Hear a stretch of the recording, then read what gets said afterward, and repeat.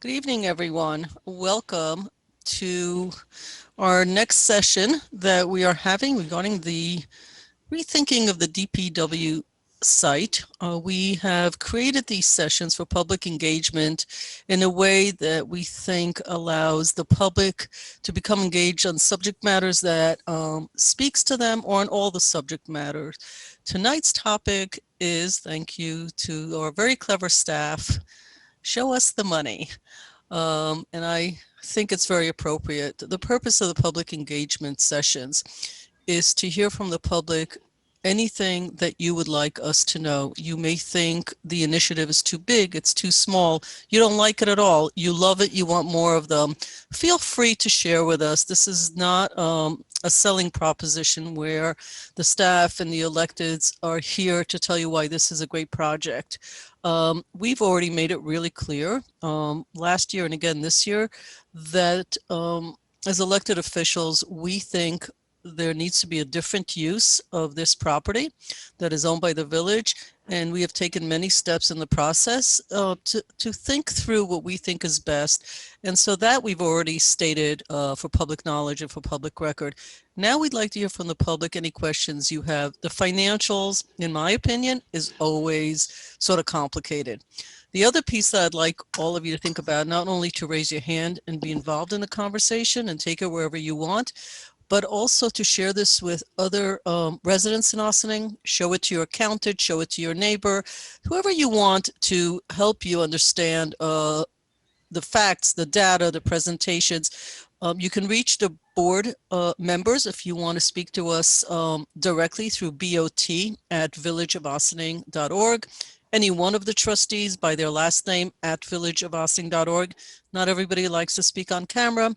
This entire session is going to be recorded for future use. Please share it when this comes out, share all the sessions, and join us for all the sessions. We really want to hear from you. And I'm going to turn it over now to Village Manager Diatori to take us through the presentation that the village has worked on, and then open up for questions. Thank you, Mayor Levin. Indeed, we have been working on this for some time, and we're very excited to show you the presentation tonight that really talks not in granular detail about the finances, because we're not there yet, but in a discussion about many reasons why the village has identified this as a really ideal project for this particular site. And a lot of it has to do with financial benefits. We'll also take you through the concept of a payment in lieu of taxes that is often used to help finance and subsidize affordable housing. And with that, I'd like to turn it over to Jaime, and we have a brief presentation that will set the context for this discussion. And then afterwards, we are willing to entertain any question you may have and comments. Thank you. With that, Jaime Martinez, our Director of Planning. Thanks, Kim. So let me share my screen, and we're gonna go through this relatively quickly. So obviously, if anybody gets to a point where they see a question and they want to come back and ask about it, I can always just kind of jump back to a slide for anybody in the audience that has some questions that would like to sort of zoom in a little bit and get a little more context. So, starting with a little recap, we have every single one of these. We expected there's going to be more people that maybe didn't go to the last one are going to be this. So all of them have to start with a little bit of a recap. And we have some additional photographs today that we can add to the project, the presentation. So first, a little history about the site. It's a 3.4 acre site bounded by Water Street, Main Street, Seeker Road, and Central Avenue. The site is traversed by the Sing Sing Kill. It's a contaminated brownfield site, and the site was used as a coal gas plant from the 1850s up into the 1940s. It's subject to a consent order by the New York State Department of Environmental Conservation. And to give you a little context, here's a picture that was given to us by former village historian and new Board of Trustee Dana White. And you can see sort of the what's going on the site. So this is Water Street down here. This is Main Street and Central Avenue. You can see it's a pretty heavily industrial site and property and used in that way for many years. Some of that you can still see today, including the small retaining wall that goes around the plant. So here's the site now. It looks obviously very different. All of that infrastructure has been taken off the top, and what you're left with is essentially a brownfield plus some new DPW buildings that were put up later on, some sheds, and some of these items actually have been taken out. So these sheds are no longer there. The piles of dirt, though, do remain. So now for the proposed use. The property proposal that is in front of us from Walter Walter is a mixed-use building with 109 residential units with a range of affordability from 30% to 80% AMI. And if you have interest in trying to get a little more detail on that, you can go back to our last presentation where we kind of dig in deeper on what AMI means.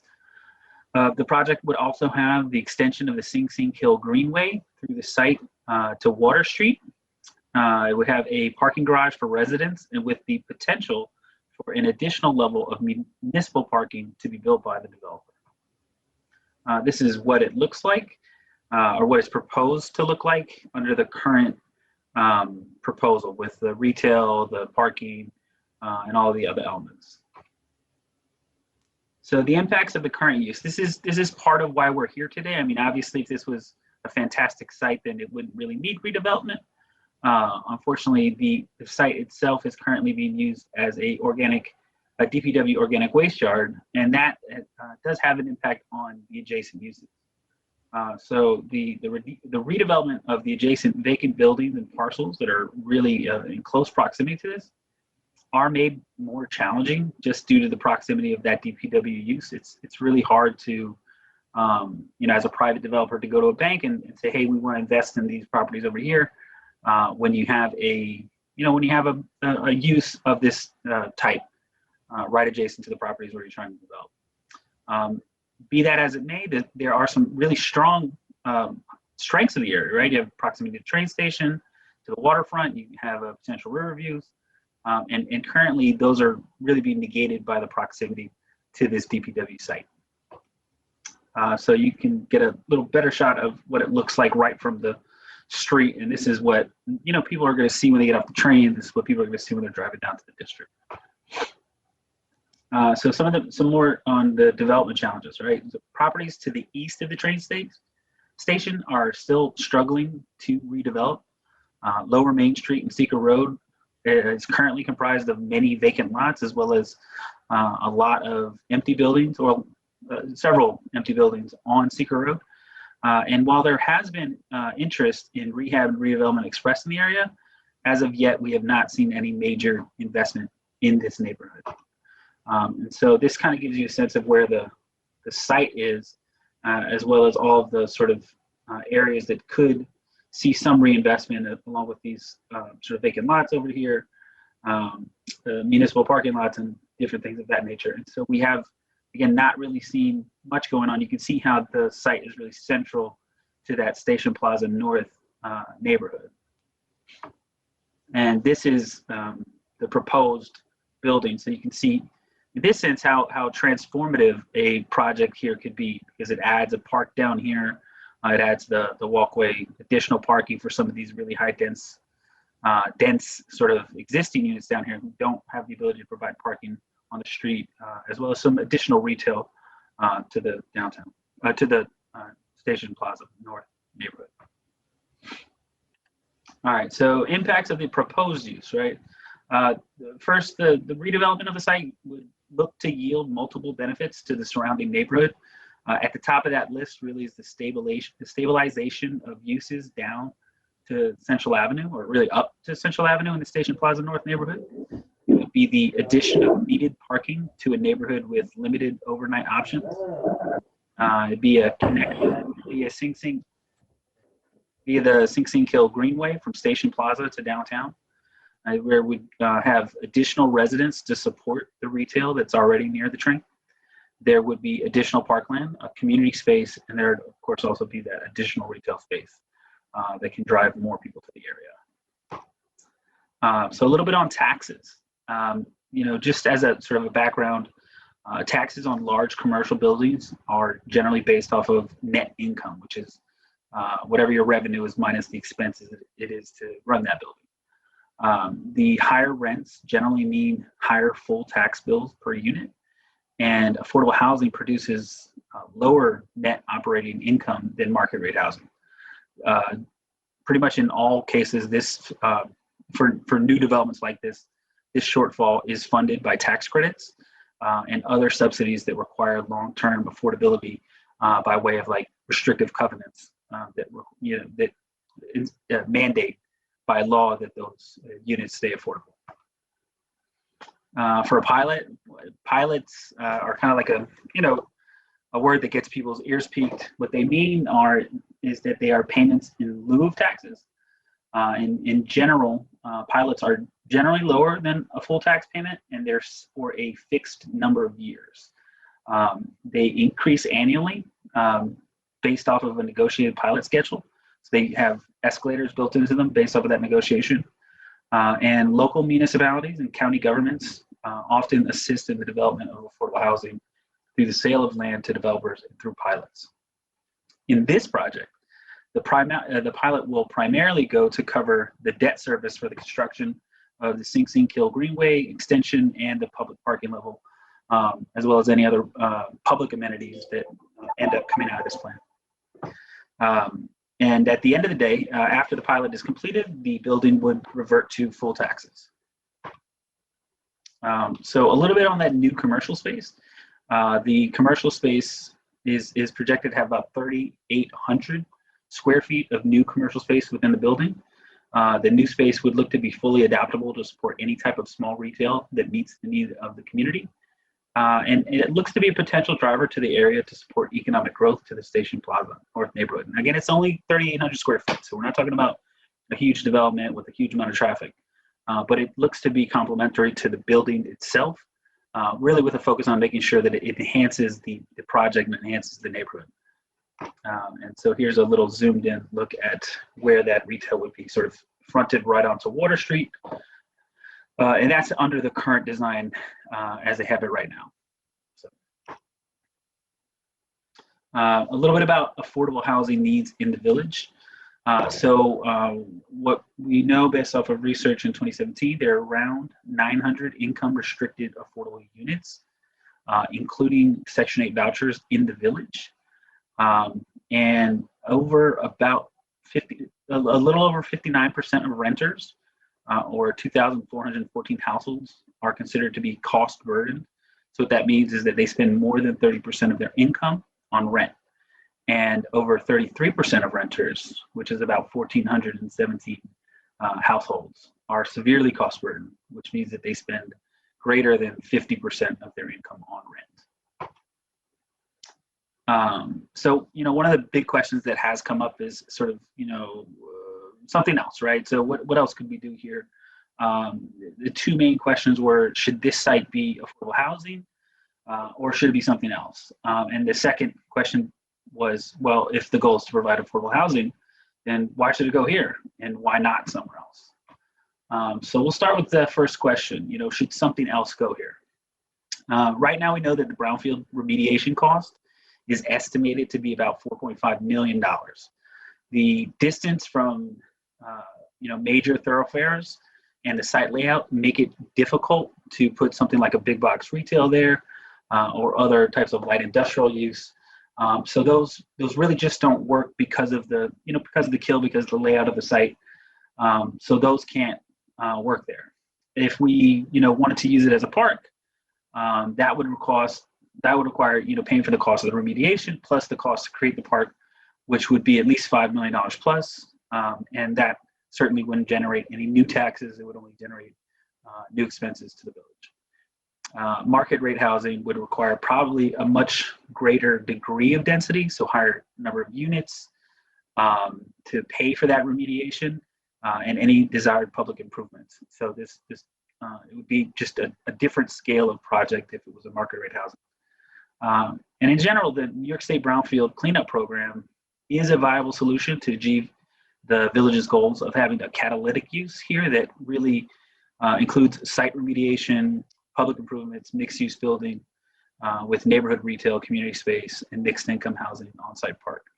I think that, and that's a key piece to this, right?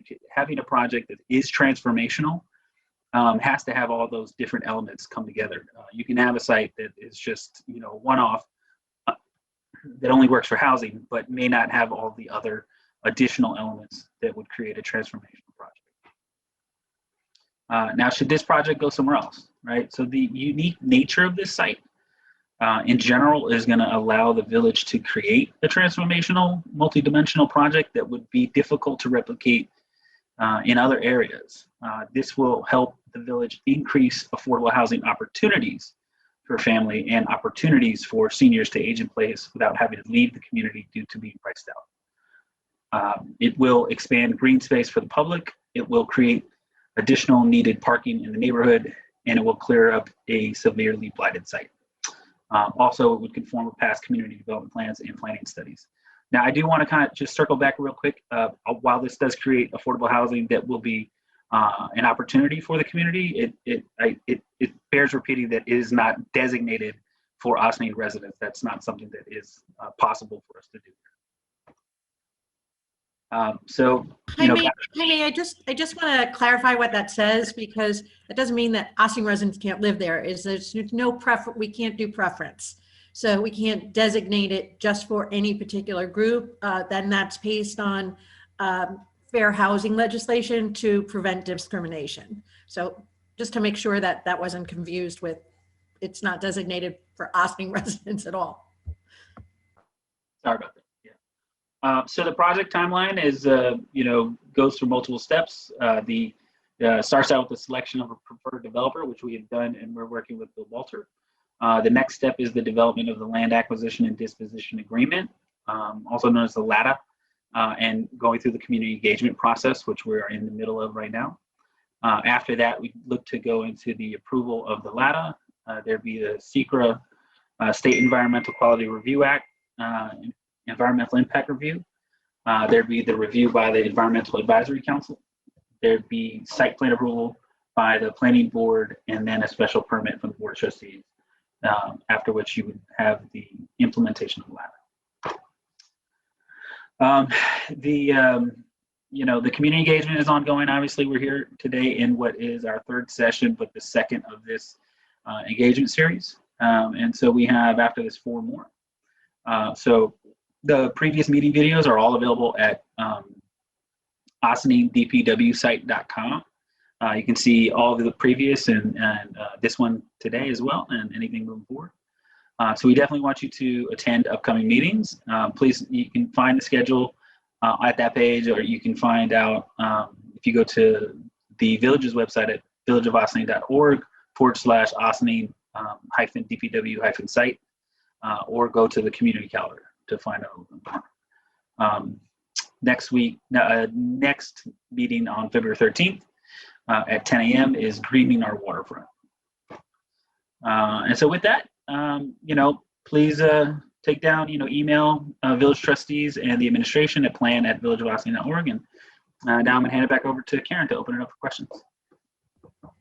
Thank you so much, Jaime.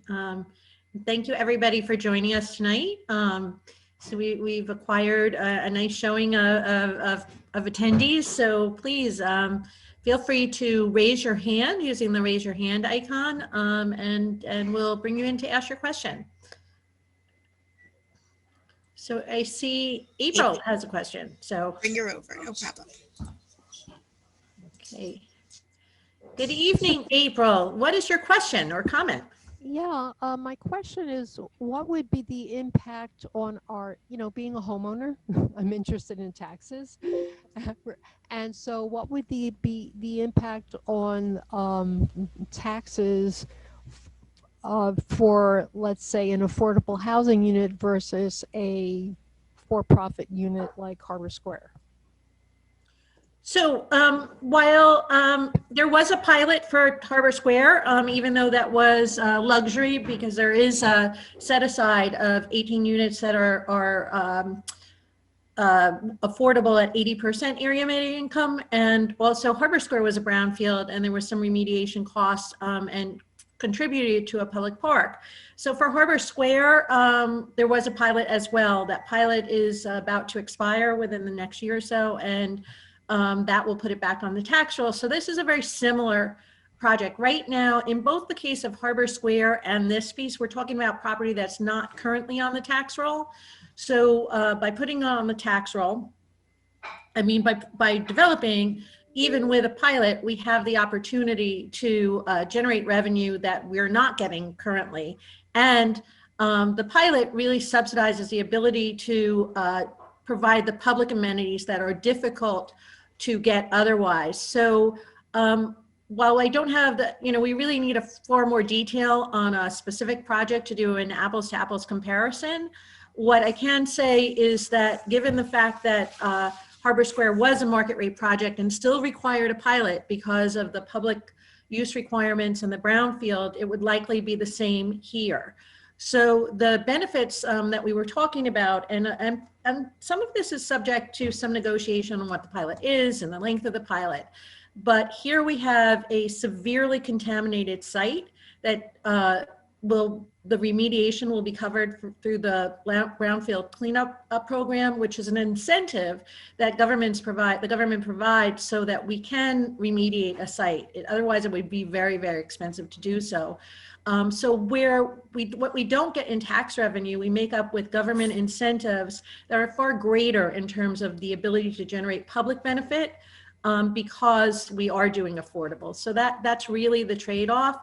So if the village were to rehabilitate the site, rehabilitate the, finish the Sing Sing Kill walkway and do that on its own, the cost is quite expensive. And I'm going to actually defer to our village engineer, who I think has a ballpark figure on what that would be.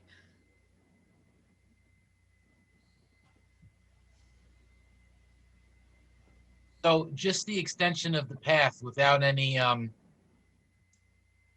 extended work around the path when we were constructing the project back in 2016 was estimated at about $700,000, which was the add alternate, they call it, to the contract, which was never executed.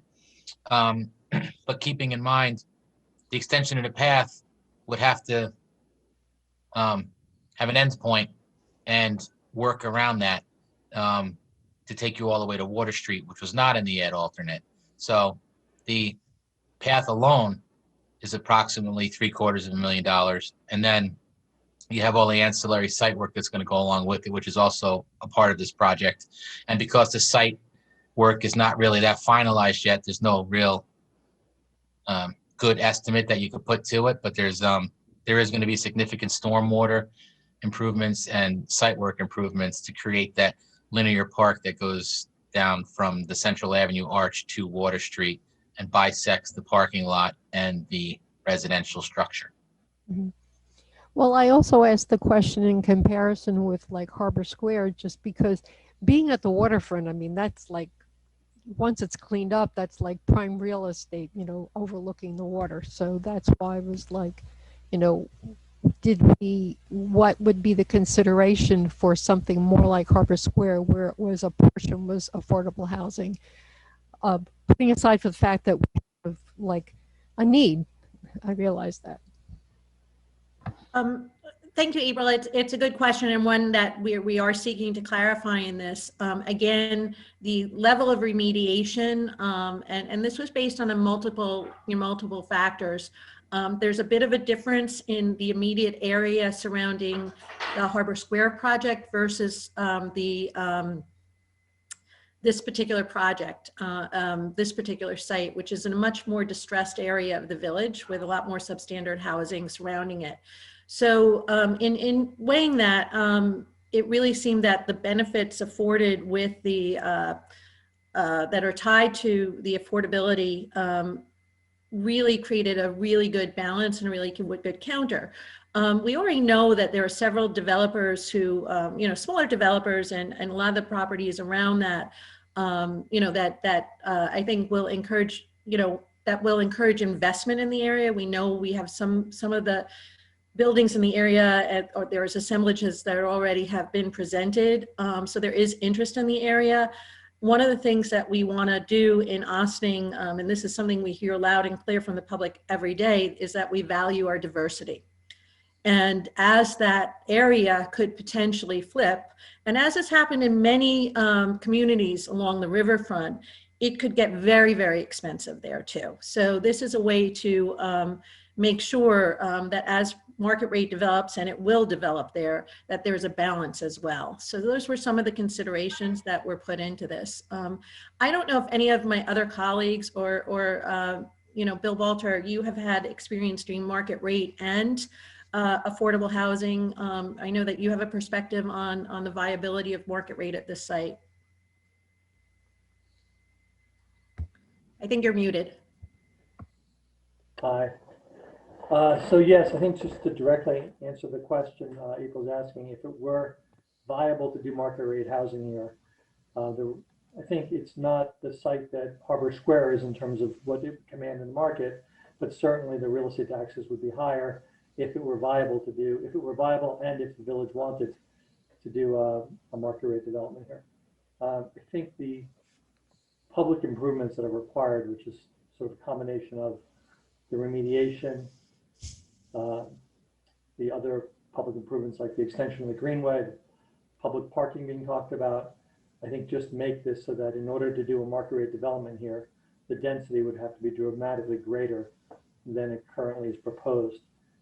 When the village did the RFQ that we responded to, the village set forth parameters of what they wanted the respondents to reply to, which is sort of what we did. And I think that while the taxes would certainly be higher if it were viable as a market rate development, I don't think at the kind of density that's being talked about for this site, it's a viable market rate development. No, thank you. I mean, I think the building that you've designed is like the height of it is, you know, won't like overpower the local area, which I think is very nice. Thank you. Thanks.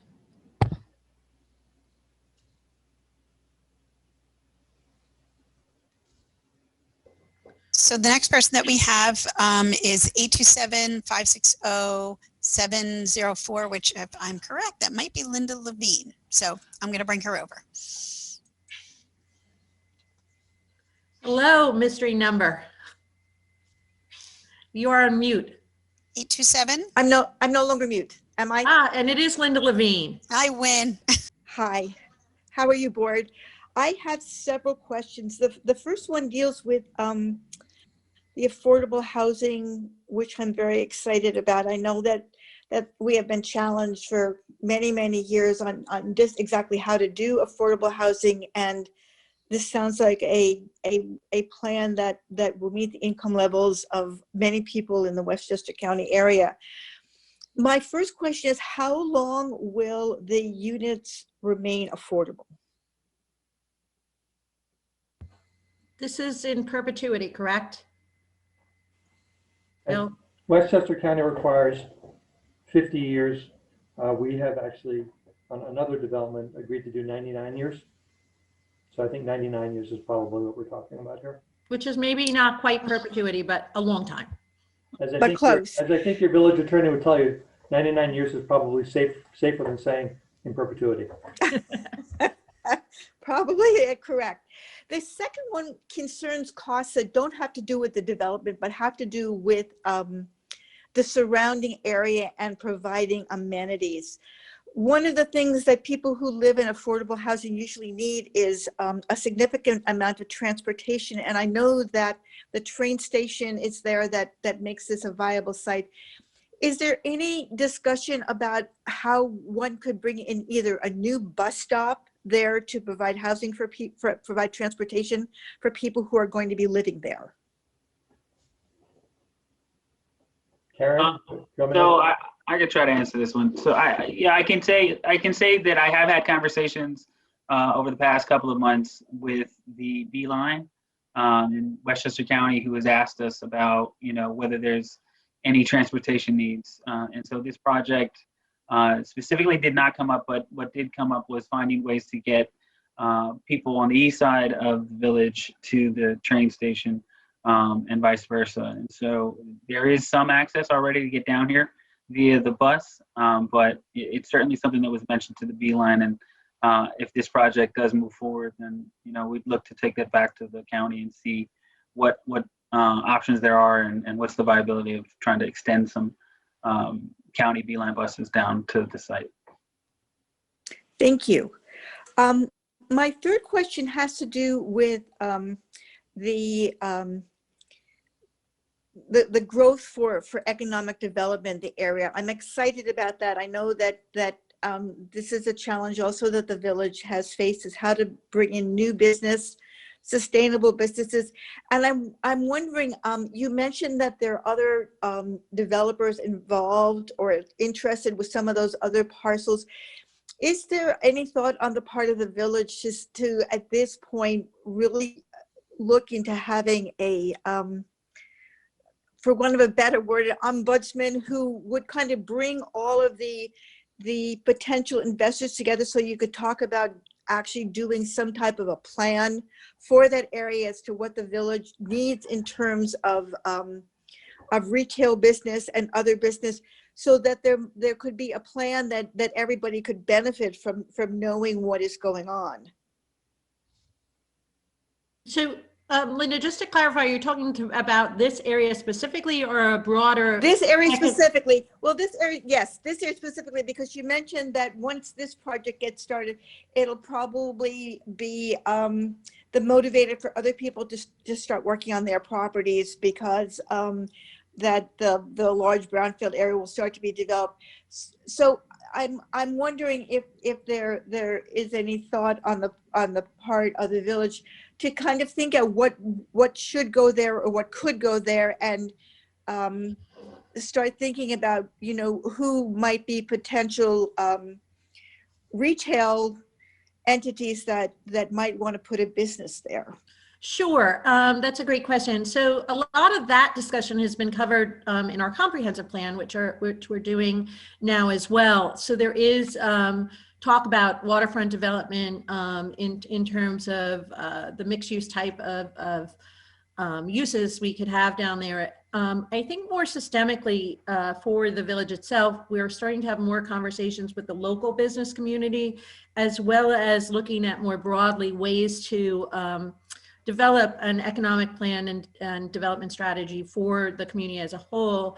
A lot of this focuses, though, around the waterfront area, because the waterfront is it's transit-oriented development. We have the obvious beauty and the waterfront, and it's a key asset to our community. So those plans are in place to start looking at development of this area, as well as economic development throughout the village more strategically and systemically. I might just add that I think that for most businesses, we've seen a lot of success down in Main Street, in other parts of the village, where you have entrepreneurs who have come and opened up businesses. So regardless of how you set up a plan, part of it is that a business owner needs to feel confidence that their investment is not going to be wasted in that site. And so creating projects like the DPW redevelopment is in part to help instill confidence in the entrepreneur community to come down here and invest in this district. And so that's certainly a piece of it, along with the comp plan, along with working with existing groups to help guide that. But it's a lot of it is just about, do you feel like if I invest my money down in this site, am I going to succeed or am I going to fail? And if you see nothing succeeding or nothing like what you're trying to do succeeding, it becomes a little challenging. When you see new buildings go up, I think it is something that does inspire a little more confidence in investors. And a lot of these investors are people like you and me that just had a dream to open a business, and that's what they do. And I think you're seeing that on a lot of our small town businesses that we have in the village. I mean, I think your comments are very valid, and I think that the strategy planning is really good. So I'm excited about watching what's happening with this project. Thank you. The next person that had their hand up was Mr. Van Steen. I'm going to bring him over. Okay. Good evening, Mr. Van Steen. You are on mute.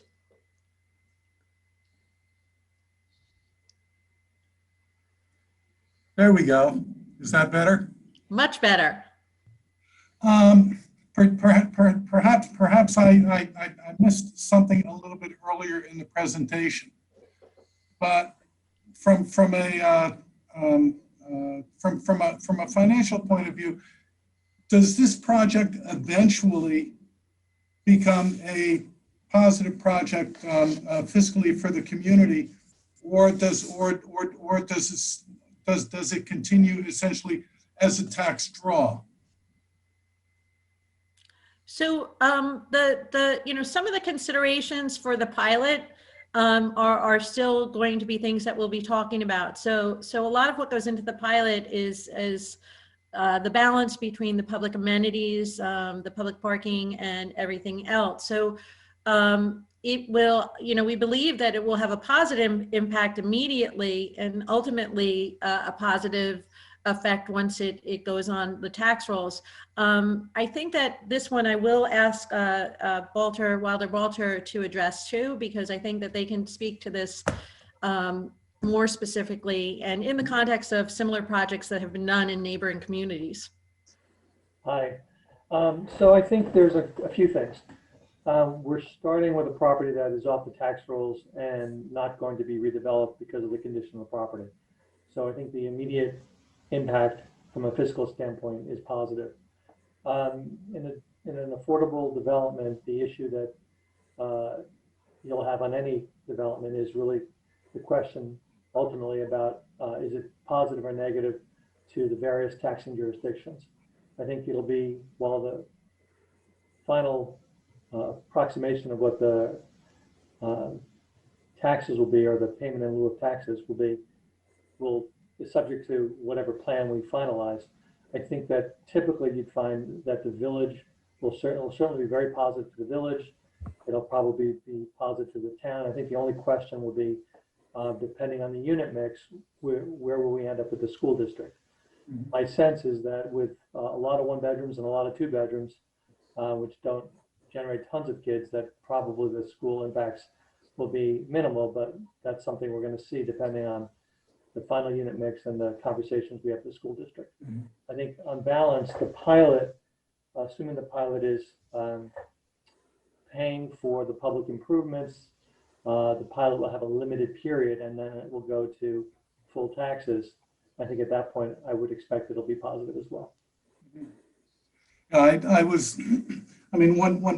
of the things that struck me earlier in the presentation, we understand the need for affordable housing in Ossining, and we want it, and the village board over the last number of years has worked essentially to bring that affordability level down in new projects that they take on. I was surprised though to see a 30% AMI level.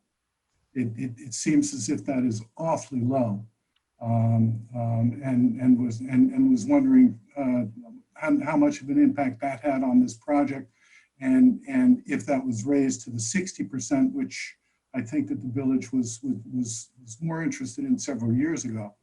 Would that help as far as the project is concerned? Karen, may I speak to that? Sure. So a few years ago, the federal government, and then states followed the federal government, created something called income averaging, where you're allowed to average 60% of area median income.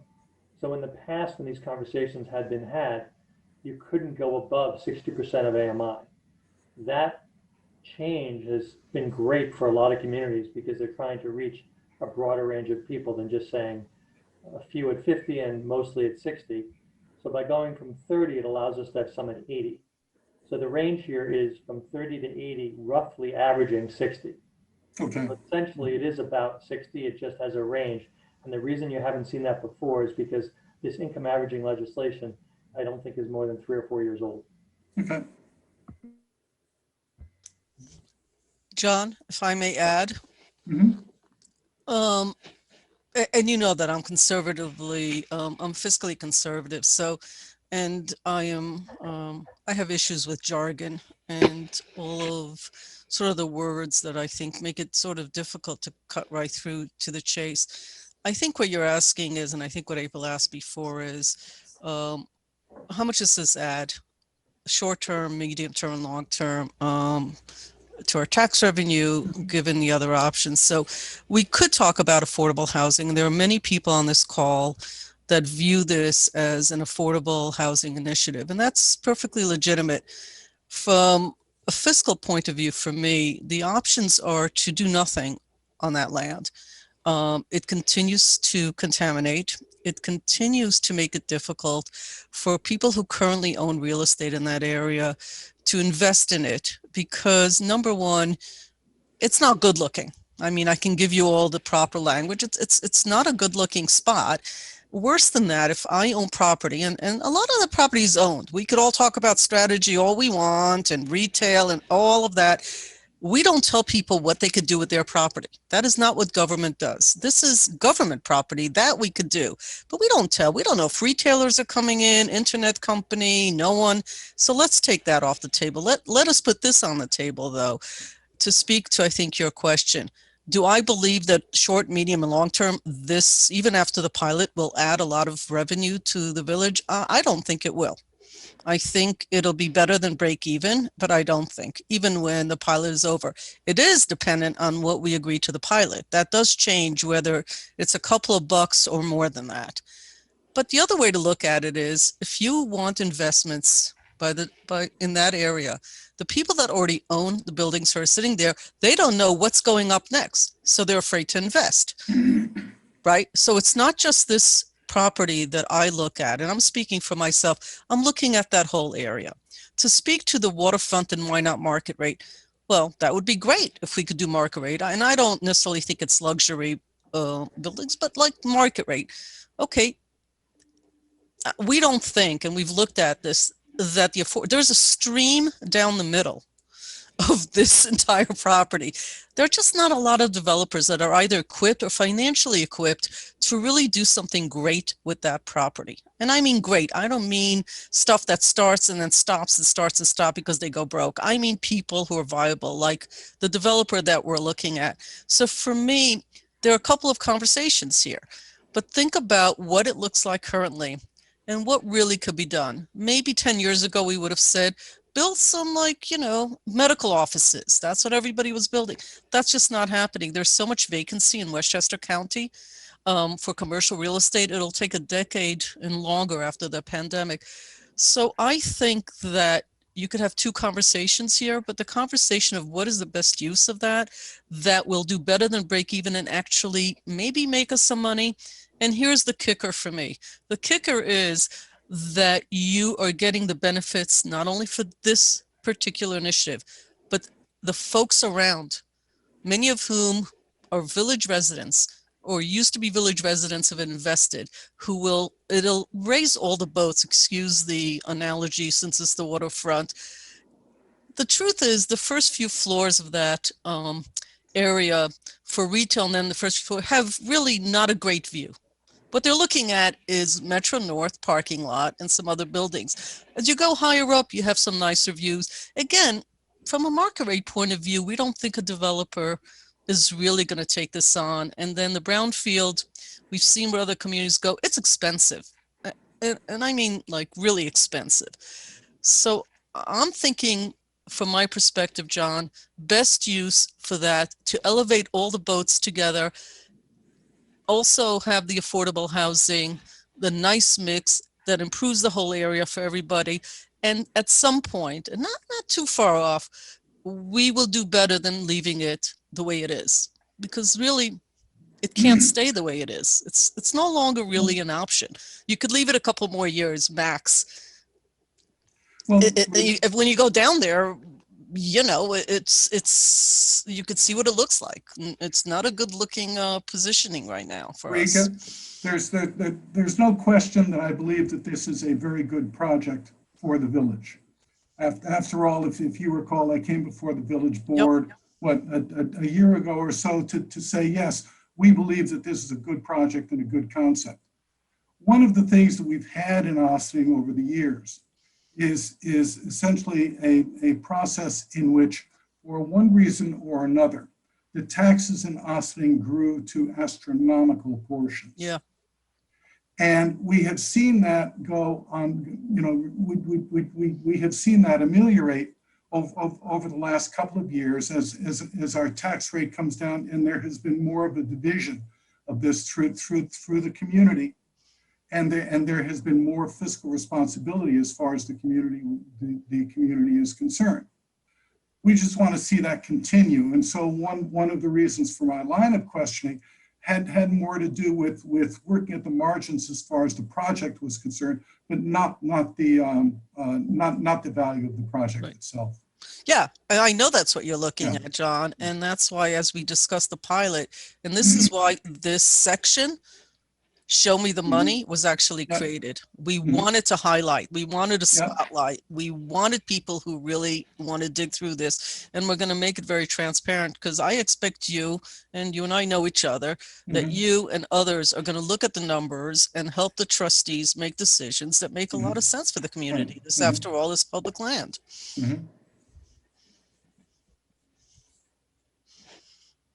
Okay, John, any additional questions? No, I'm good. I'm Okay. good. Thanks. Thank you. I'll hear it. So Galaxy S6 has also been waiting to speak. Can I promote them to speak as well? Yes, please. Okay, no problem. Hello. Hello. How you doing, Mayor Levin? That was an excellent talk that you did. You got down to the basics. My question is about Con Ed responsibility. It's a brownfield. What is their responsibility, or what are they contributing to this? So we're glad you asked that.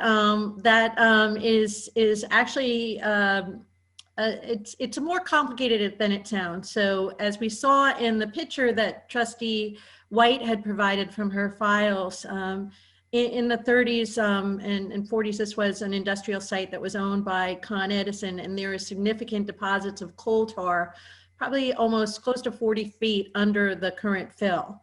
So we have spoken to representatives from DEC and people very familiar with the process.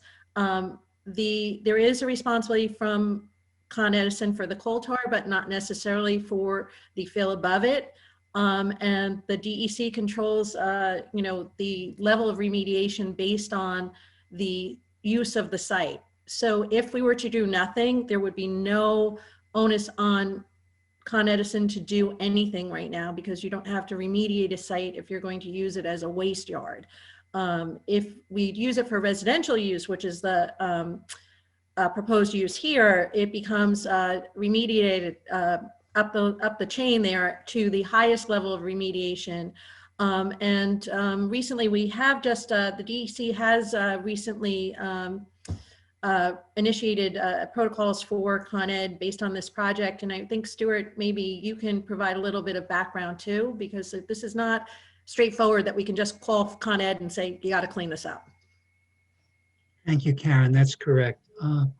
Actually, within the past essentially 10 days, the DEC published a fact sheet for this site, which was prepared by Con Ed and Con Ed's engineers, a company called Arcadis, with regard to the site, which is in the lingo referred to as Operating Unit Number 1, or OU1, which encompasses both this site and the Con Ed facility, which is on the other side of Central Avenue, where the coal tar is located. The purpose of all this work, which really has gone over a number of years, is to come up with various alternatives for what is to be done to the property. It was the third alternative, which was in fact recommended by Arcadis. That alternative includes, in part, basically removing the top 5 feet of the soil in the area that is where the DPW site is now, and then going down up to 34 feet with something that's called in situ solidification. What they basically do is they inject something similar to Portland cement and it's to basically solidify what's under there. There will also be monitoring wells put in, and those wells will be monitored for, I think a period of, it's estimated for up to about 30 years with regard to that location. The reason the fact sheet was published is that the public now gets an opportunity to comment on that, and that comment period, I believe, runs through the 26th of February. Again, this is done because it is Con Ed's responsibility to handle this and to take, to do this particular work. And the understanding is that the area will be used for the specific terminology used by the state is called restricted residential, which is, as Karen said, sort of the highest level in terms of what has to be done in terms of remediation. There would have to be certain easements, what they called environmental easements, that would be put into place so that it could only be used for that purpose. And that's what would have to be done. This is not the brownfield part. This is specifically relating to Con Ed's responsibility to clean up, that particular area, and it will only be for this particular area. It would not be the area where the Con Ed facility is still located. This is we're only talking about the DPW location. But you can go to the DEC website because they have the fact sheet there. If you would like me to send you a copy, just send me an email to my email at Kahan, K-A-H-A-N, @villageofossining.org, and I will be more than happy to send you all the documents and hopefully answer any of the questions that you have. Well, the only question I have is you talked that earlier in the discussion, you talked about the remediation being very expensive. Is Con Ed going to be doing the expensive remediation, or is the village? So this is, again, a complicated issue. There's a lot of remediation that Con Ed is not responsible for. So Bill, I think that, again, your work and maybe talking a little bit about the brownfield cleanup credits would be helpful to sort of clarify this. Sure. So as Stuart said, the fact sheet that came out in the last week or 10 days, we're also looking at, but we've been working with Con Ed and the DEC to try to get the site to be cleaned up to a point where we can put the proposed mixed-use development on the property. The issue with Con Ed is sort of two things. First is they'll do the minimum that they can do because that's what anyone would do. And two is when they do it, and is it done in a time frame where it allows development in the near future as opposed to a decade from now. So we actually have our attorney going through what they've submitted as well, but our initial reaction is that they're not doing nearly enough to do the proposed development. If they actively did a cleanup of the entire site where it could have restricted residential, that or unrestricted would be the goal. But they're doing some soil removal, but not nearly enough soil removal. And instead they're treating it in situ, which means it's going to take quite a long time before we're going to have a clean site. I think that what was said before, which is an approximation of about $4.5 million to clean up the site, is what our assumption has been to do the incremental amount of work to clean up the site beyond what Con Ed will be spending to get the site to be usable. And I think since the title of this meeting tonight is Show Me the Money, I think we'd love to have really hard and fast numbers for everything, but we're just not there yet. I think that'll come in the future. But the estimate of $4.5 million is an assumption of what needs to be done minus what Con Ed will pay for. Ultimately, the way that gets paid for is we'll enter into an agreement with Con Ed and the DEC that will allow us to put the property into what's called the New York State Brownfield Cleanup Program. And that program creates tax credits that we can use to pay for the cleanup of the property. And that's essentially the big picture of what pays the difference between what Con Ed is responsible for and what we'll be doing.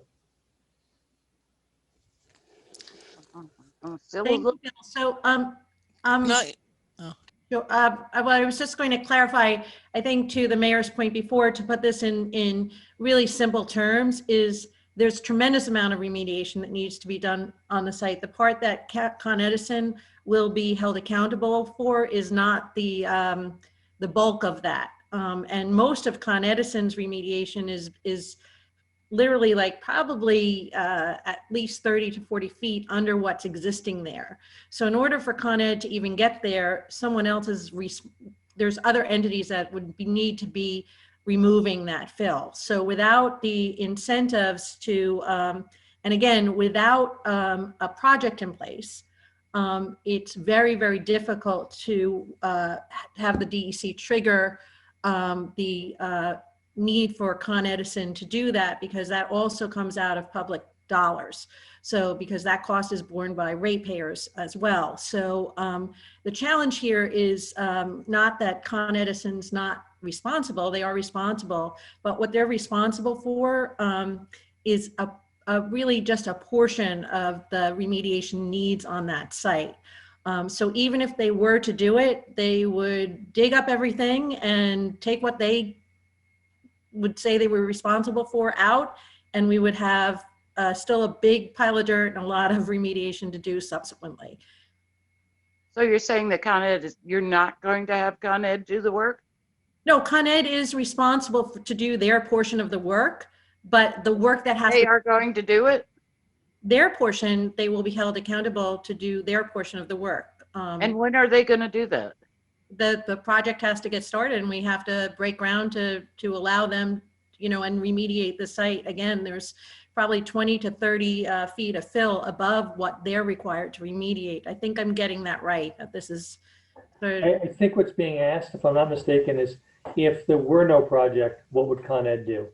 So Con Ed is going through this process. Well, that's part of the question, yes. Yeah, and if there were no project, they would not be in a rush, and they would typically take as long as the DEC allowed them to take. I think part of what happens when there's a project that, you have to remember, Con Ed doesn't own the land. This is village-owned land that Con Ed polluted.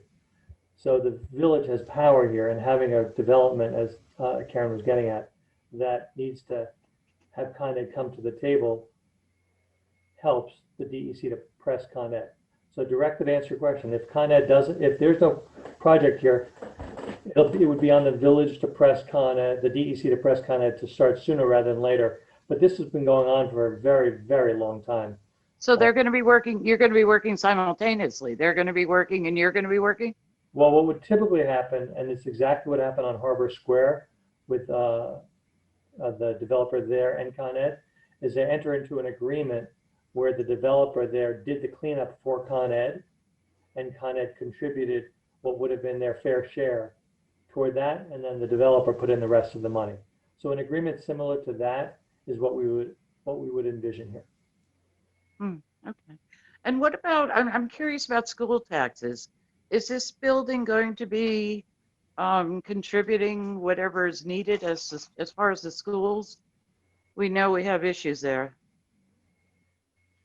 So that's always a good question when it comes to pilots. The school does receive a portion of the pilot to offset the impacts of children who would be going to the school district. Right now we're in conversations. We're actually in pretty close conversations with the school district administration and the board as well about they're aware of this project. We've been keeping them in the loop on it.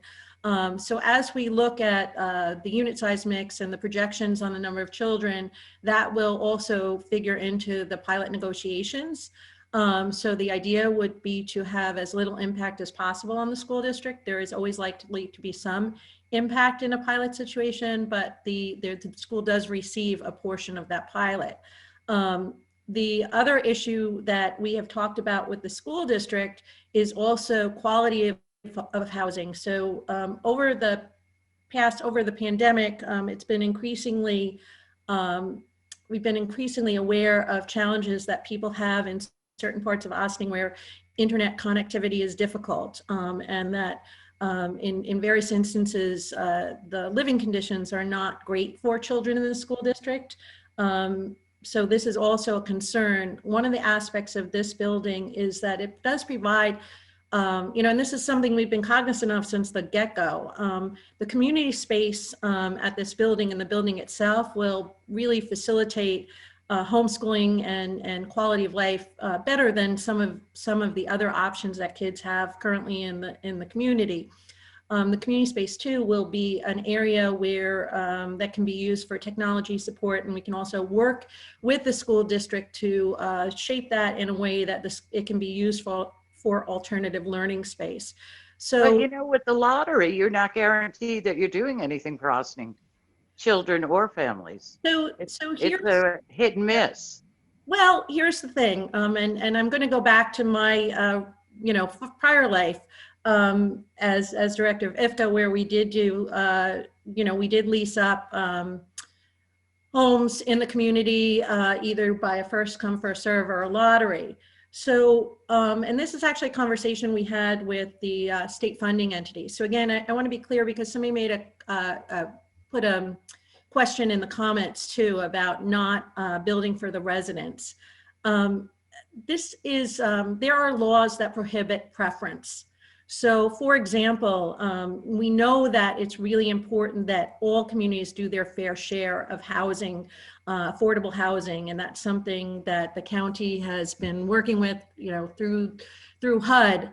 But one of the things is if communities were allowed to say this is only for people who already live here, what that would do is really create a challenge, because communities that had a larger population of low and moderate income people who need the housing, there wouldn't be any options for them to go. So it makes the whole idea of every community doing its fair share somewhat of a moot point.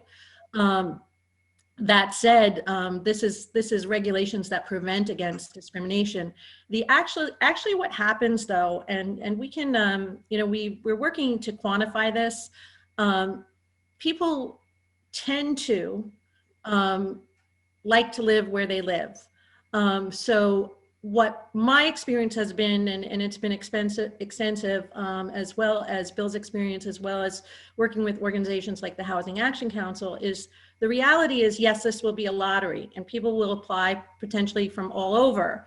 However, the most people who will apply are the people who want to live there the most, which will be likely people from our community, which increases the chances of Ossining residents winning the lottery by substantially. The other issue is that the lottery is a one-time thing to lease up the building. These are annual leases. So as the leases expire and people move, the waiting list and people from the community have much greater chances over a few years to be residents of the residents. So, that is just the reality of the situation. Building a preference we'd be in major lawsuits, and we can't do that. But we very much need, are cognizant that there are people in need here. So we will be, in addition to advertising where we need to and we're required to, we will be advertising heavily here as well. We'll do our best to make sure that people in our community who need housing are served well. The other issue that we have is if we do nothing, then we have no housing for anybody. So that's really the position that we're in here. But it is governed by fair housing practices that are established at the federal level. Thank you.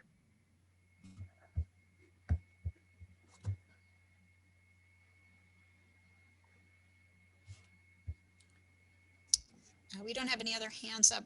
Karen, did you want to address any of the comments that were in the Sure.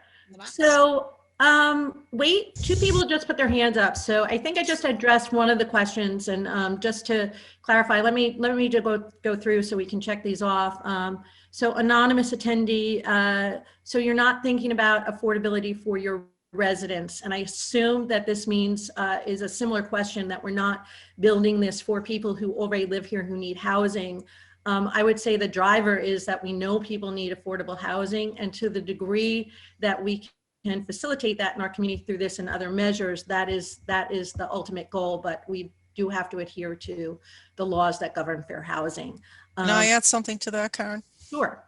I actually think when I look at the time that that was put up, it might have been when I was speaking. I think Anonymous, I don't know who Anonymous is. So I want to be clear, the conversation that I was having was specific to what John Manstein was asking, which is what it does from a tax point of view, et cetera. And to be very realistic, because for those of you that know me, that's sort of the way I operate. I just think we need to speak in very plainly and simply and be very, very clear. There is both the boards last year and this year, as I started from the beginning of the meeting, have unanimously voted and continue to vote in favor of an affordable housing initiative. Therefore, we are 100%, all of us, for affordable housing. Karen then added something that I do think people get upset about. I'm not upset about it, but I mentioned this, Karen, I believe actually last night or earlier today, that, you know, it's the right thing to do.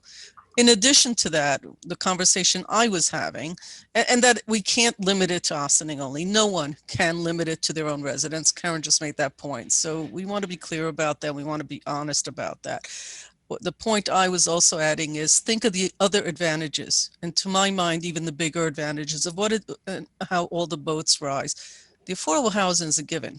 The whole project, the whole program, the whole initiative is based on creating affordable housing units. And as John was asking at that point, when I see the question went up, is why did we go so low on the AMI? That was the question that we were actually replying to.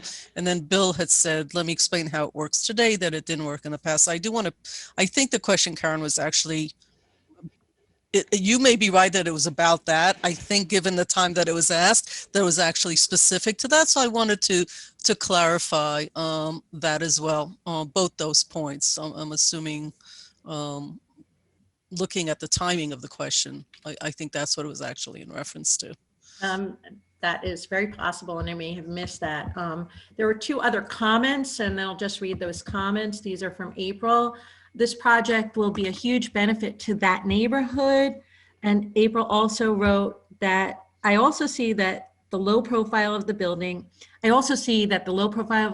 be an additional benefit to the neighborhood. A high density building like Harbor Square would be a shame.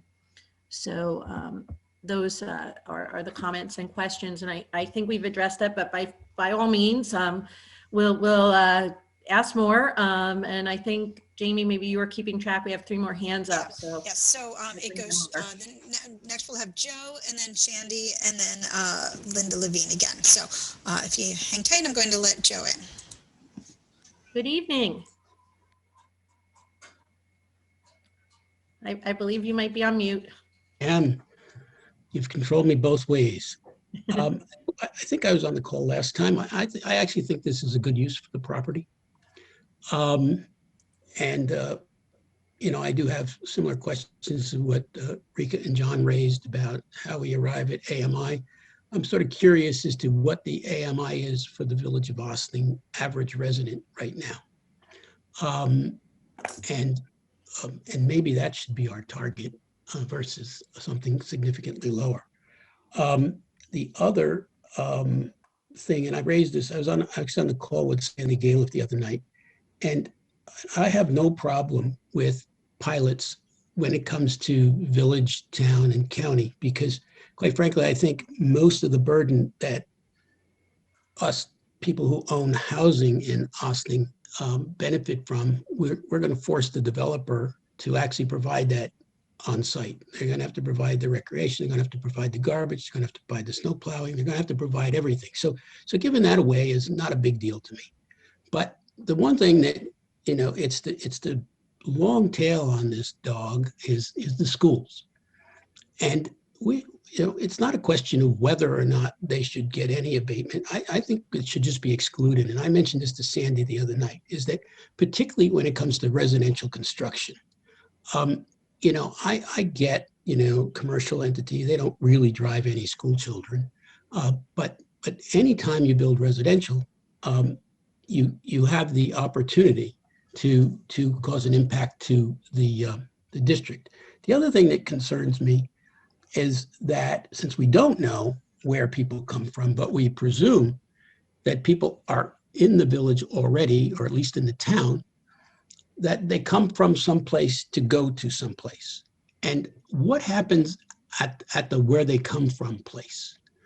Is that just sort of the entry level for people who now have vacant apartments? Do we do anything to make sure that those units are up to standard now? Because the whole goal here is to not really provide more affordable housing, but to provide quality affordable housing for people to live in.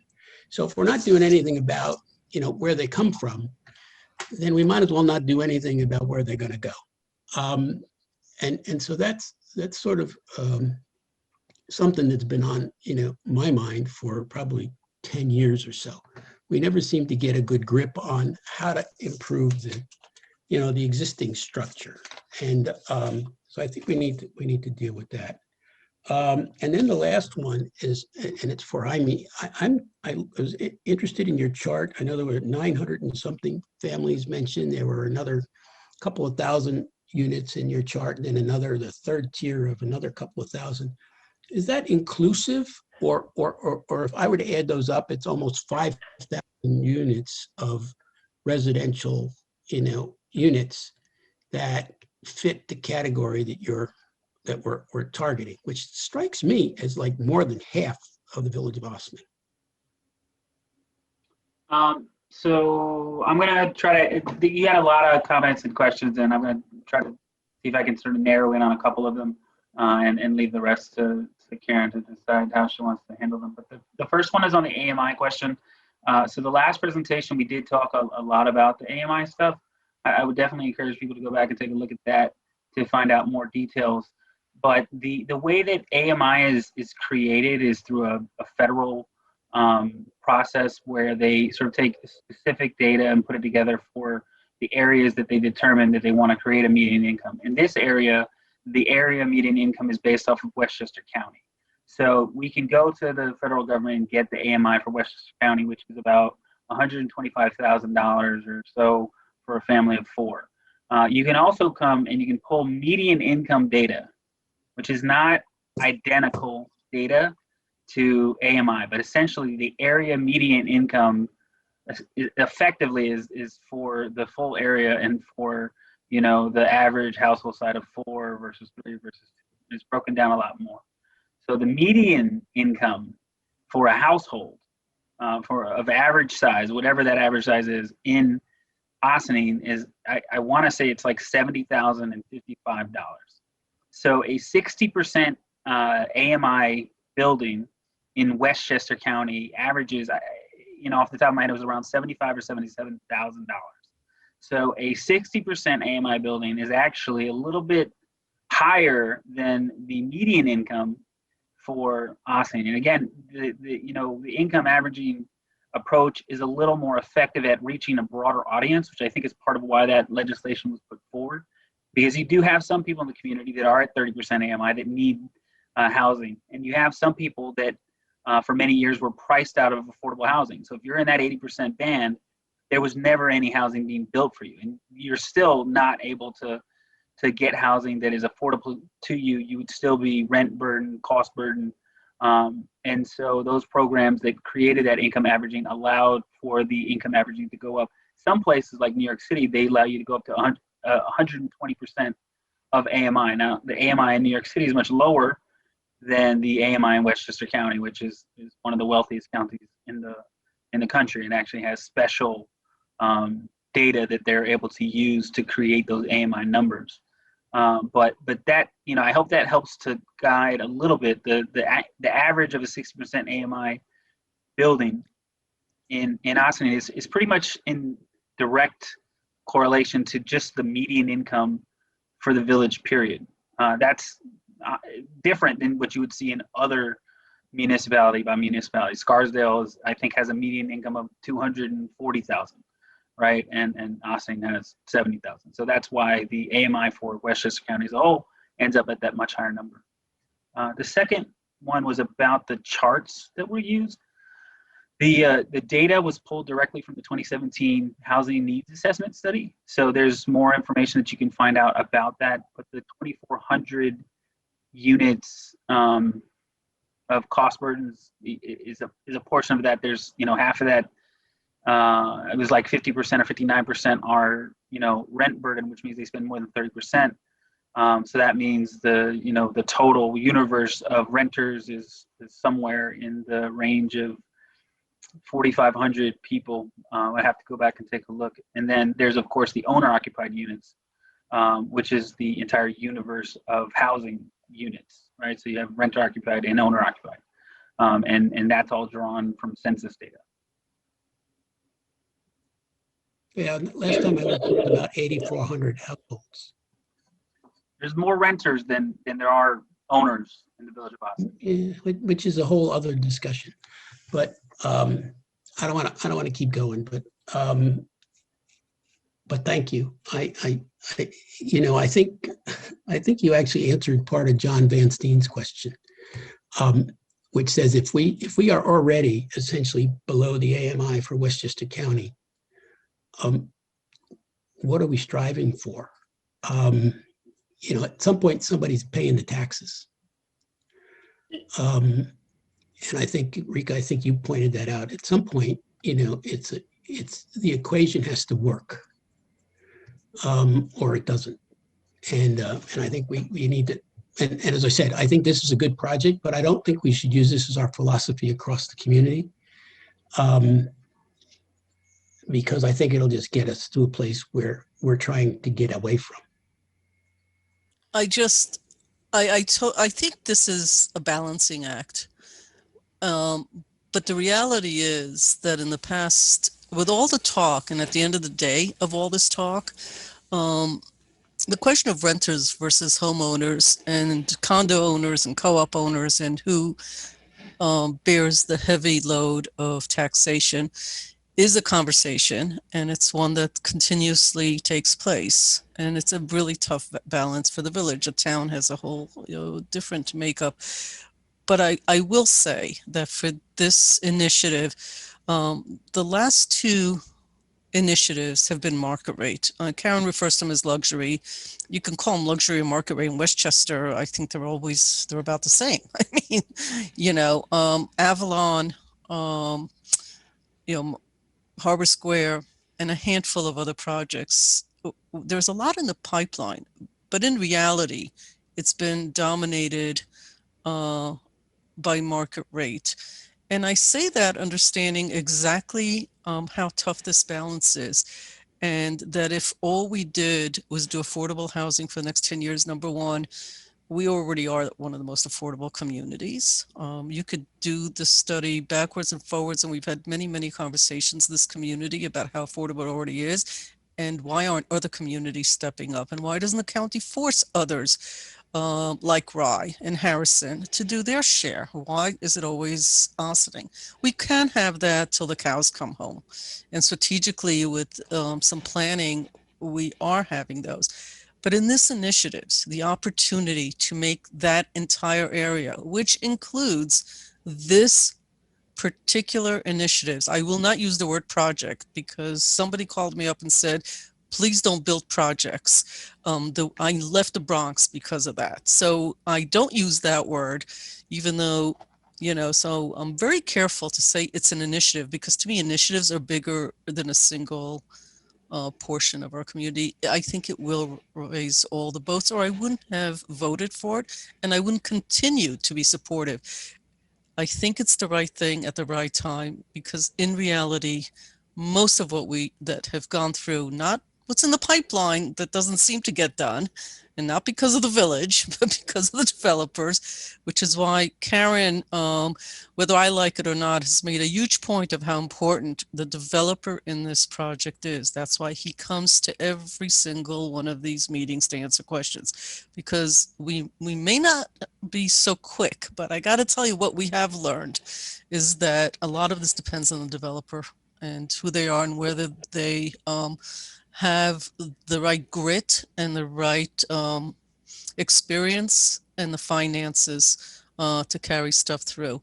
I think it's the right combination. It's never going to be perfect. And I don't think, Joe, that this is actually what we're going to do on initiative. We got to get some initiatives that help with the economy after this pandemic. We got to get some other initiatives going on. This is an initiative with this particular space. I mean, that's how I look at it. I'm not, that's to me. And No, I think that's right. my personal point of view, I'm not speaking for my colleagues on No, this, but I think you're right. I agree with you, by the way.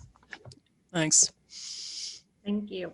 Joe, did you have another question or did we cover everything? Because I know You you. know what? No, let the other people speak. Okay. Okay. All My sense is you people are pretty accessible. Thank you. Okay, thank you, Joe. I am now going to put in Shandy Speller. Good evening. How are you? Hi, how are you?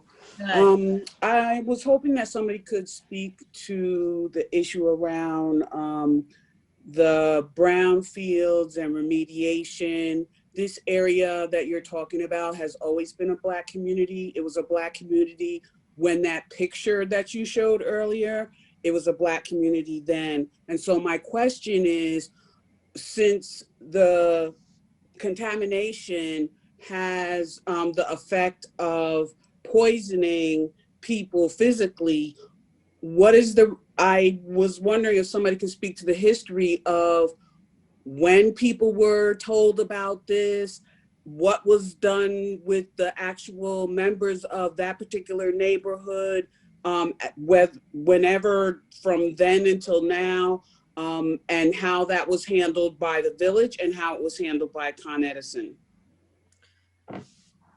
Thank you, Ms. Speller. I think those are really excellent questions that speak to a lot of issues about environmental degradation and how that's influenced who lives where. The waterfront as a whole is a contaminated site. We live in a post-industrial community, and industry was the business on the waterfront. I really can't speak to the history of the remediation that was done way back when and how people were protected over time. And we do have our former village historian who may know something, as well as Corporation Counsel. That goes back, and we'd have to do some research on that, I believe. However, any issues, and I think that this is why this project is particularly important. Right now, we are a bit hamstrung to remediate a site. Now, the contamination is contained, but there is potential, we're near a river, things leach. And it would be much better to get tighter control over this, not just because it'd be a good thing to do, but because people still do live down there now. And when we're talking about area median income, in that immediate area, 60% area median income is raising the average median income in that particular Station Plaza area. So the idea is to make the community not just more viable for the people who are going to live at the proposed development, but also make that community more viable for the people who live in that area, and to be able to address those issues in a fair and responsible and socially equitable way. But I don't know if anybody here can speak to more of the history of Con Ed and that site and just pollution overall in Ossining and the waterfront. Dana, I don't know if you've ever touched on those things in your many research projects. Not specifically in terms of that site. It was gas works. It was, I don't know when Con Ed bought it, but it was a private, Sing Sing Gas Works. It was a private gas works. Probably, Con Ed probably bought it after World War II or came in there. I'm sorry, I'm not familiar. But I do know that the brownfield issue is something that exists not just here, but also elsewhere in the village. For example, if there was a gas station on a now vacant lot, that has to be remediated, and that might be on a different part of town. So these problems do exist, and there's no doubt that there could have been a lot better attention paid to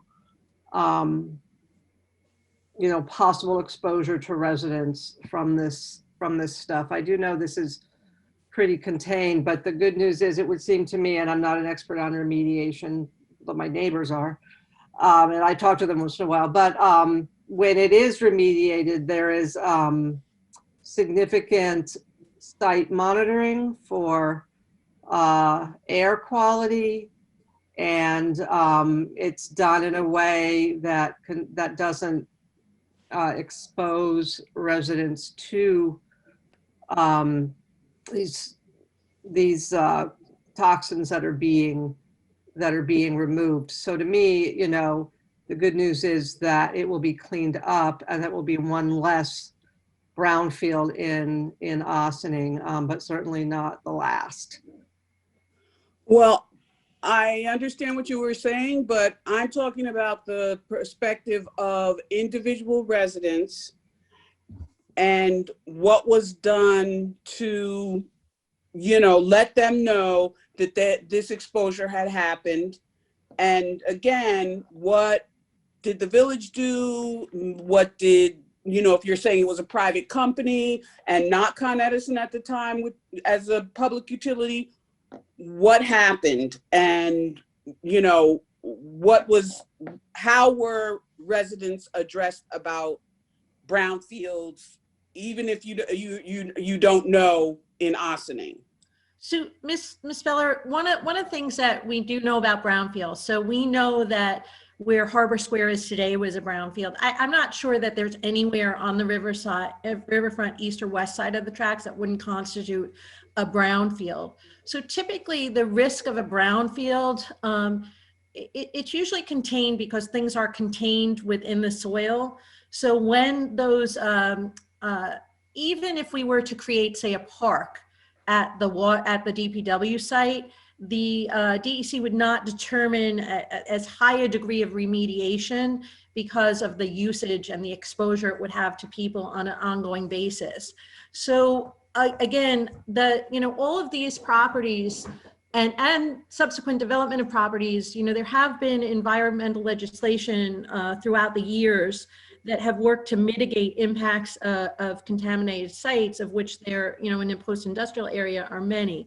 So right now, the risk right now of the current contamination is contained.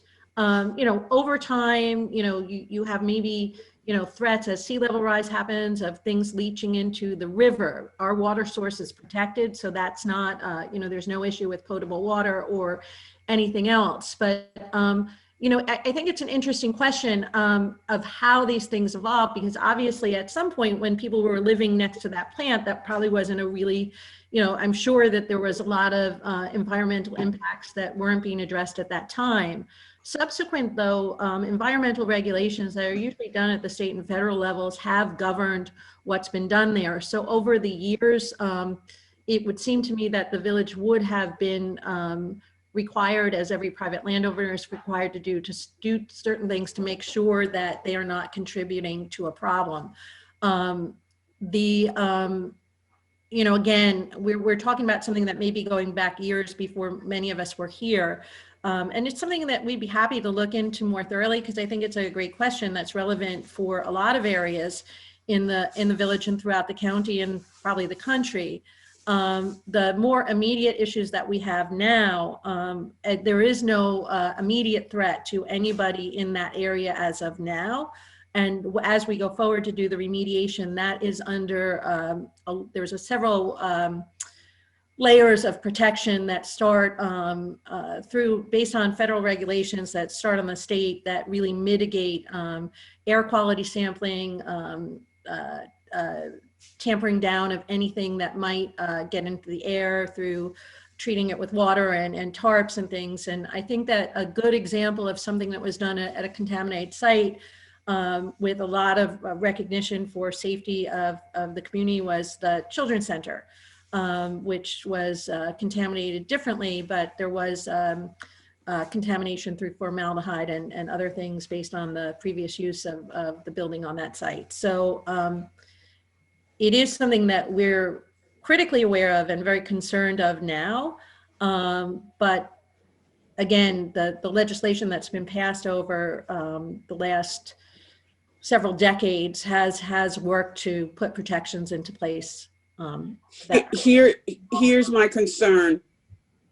It's not as if the reason why this neighborhood was a Black neighborhood was because Black people were not allowed to live in other places. And so that makes it a little bit different in terms of how and who and what was done to, you know, make sure that people didn't die of liver cancer. Right. And so that's really my question. If somebody could get back to me, that would be wonderful. But I totally got what you were saying about the brownfield remediation. What I can do is I can look into, and I don't know if Stuart remembers some of this offhand, but the property was owned by Con Ed. It was at some point handed over.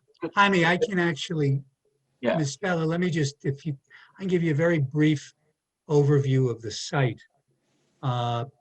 It began operating as a manufactured gas plant in 1855 and continued to operate as such until 1926, and it was finally retired in 1943. Con Ed did not take over the plant till 1905. What I can tell you is that back early in the 21st century or so, I think around 2000, 2005, there were initial orders by the DEC for Con Ed. There was a voluntary cleanup order that Con Ed had in fact executed for many of their manufactured gas plants. This was one of them. Ultimately, that changed into an overall order which was issued a couple of years back, involving all these different locations. I do not, unfortunately, have the information for you as to, when things were communicated. What I can tell you is that as part of the brownfield program, there is a specific requirement for citizen participation. There's a whole citizen participation book. There's a citizen participation plan. So all of that is there. In terms of, I'm happy to send those to you or you can get them off the DEC site. Either way, just let me know. But in terms of the history of the site, the document I mentioned earlier does go into that. And basically, beginning in 43, when the plant was retired by Con Ed, that's when they started removing many of the things that you saw on the photograph that Trustee White had provided. But in terms of, when was it noted that the different chemicals that were formulated as a result of the manufactured gas plant and the coal tar were carcinogens or contained, chemicals which were harmful to the citizenry? I do not know. Clearly, it happened at some point because Con Ed was forced to enter into all these voluntary cleanup orders. And that's, in a sense, what we're still working under now. They have many of these plants. This, unfortunately, is not the only one. But as I said, one of the key elements for brownfield is citizen participation. And there is a timeline as to what citizen participation is involved, who gets notified, and basically what is required both in the plan and how it gets communicated. There's a baseline plan, which is just basically the basic stuff. And then there are more detailed plans that may be required depending upon the location and the individuals involved. But again, it's a fairly robust program, both in terms of the explanation, because it's run through the DEC. So it's not run through the village. The DEC runs the citizenship participation in conjunction with the entity that's actually doing the remediation. The village would obviously be involved with knowing what it's about. But as I said, I'm more than happy to share those documents so you can at least get an idea of what will happen should there be a successful brownfield application here. Thank you. Sure. Thank you. Do you have any additional questions? No, not at this time. All right. Thank you so much. we have another question from Linda Levine. Can I put her back in? Of course. Thank you. Linda, you're here now. I found this meeting especially interesting and I appreciate your transparency. I wanted to offer a suggestion. There's so much valuable information here. I'm wondering if you would consider making fact sheets that you could put up on the website so that people who have particular questions and are not inclined to listen to each one of the presentations might be able to go right to that fact sheet and their questions could be answered immediately or at least as a start. I think it provides transparency and accessibility, and I think that's really important. And so much of the information is really good and valuable that I think the public would appreciate that. Thank you, Linda. And we are glad you think that's a good idea because that is exactly what we are doing. So we have already started. If you go to the website, and you can get to it through the homepage on the village website, and it'll take you to the dedicated site. We have already started Q&A, FAQs. We are in the process of compiling the questions and answers from the last meeting 2 weeks ago and this one. So we're going to get them up as soon as possible. And then there's a translator tool that will translate it into over 100 different languages as well. So excellent. You know, so we are trying to get the word out every way possible. So, and I also wanted to say that I'm not good with the numbers. I'm not a numbers person, but I did look at several of Mr. Balter's projects that dealt with affordable housing. He seems to understand the complex concepts that are necessary to put together these projects, and they're up and they're running. And I think that, you know, in the past when we've looked at housing, there's never been that type of again, visibility about what's completed, and I appreciate that. I think that this is a good developer. thank you. So thank you. Thank you, Linda. Do we have any other questions? I'm not seeing any other hands raised or any other comments. Anybody else? So it looks like that concludes the question and answer portion of tonight's presentation. We thank you all so much for coming. We will be compiling, as I said, the questions and answers. So just give us a little bit. We'll be getting them on the website, so they'll be there to reference.